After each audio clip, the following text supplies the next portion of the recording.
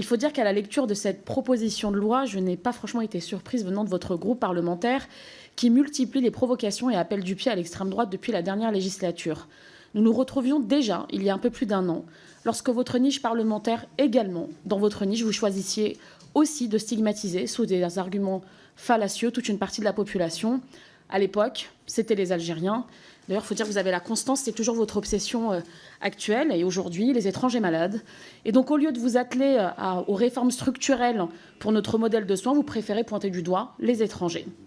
De votre proposition de loi, pas beaucoup de chiffres, pas beaucoup de sérieux pour beaucoup d'amalgames et d'idéologies racistes. Vous parlez de submersion, d'appel d'air, de filières d'immigration, comme si tout le monde était suspect, comme si être soigné devait être réservé à une certaine catégorie de personnes. Mais où est donc passée votre humanité?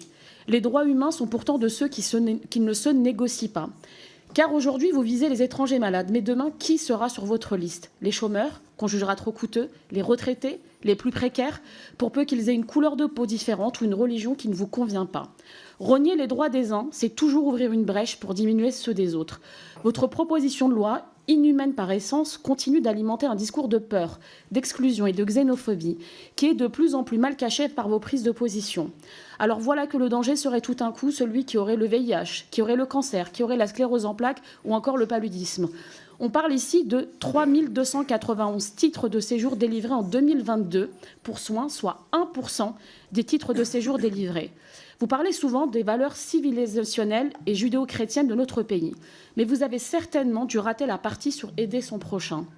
Que se passe-t-il dans vos réunions pour réfléchir à systématiquement vouloir enlever des droits aux autres?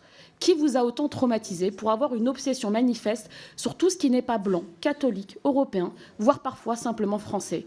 Savez-vous, chers collègues, qu'ici même, vous auriez été des étrangers lors de la grande histoire de France au gré des invasions?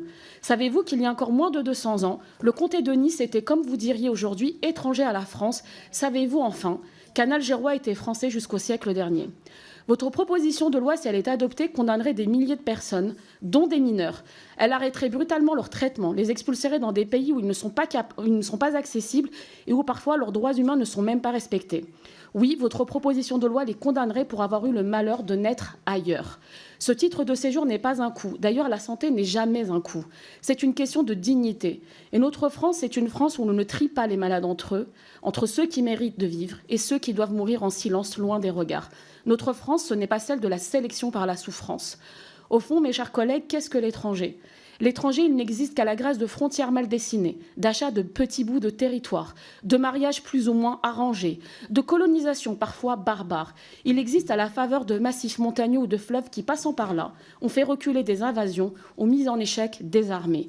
Vous devriez faire vôtre ces mots d'Amin Malouf, car c'est notre regard qui enferme souvent les autres dans leur plus étroite appartenance, et c'est notre regard aussi qui peut les en libérer.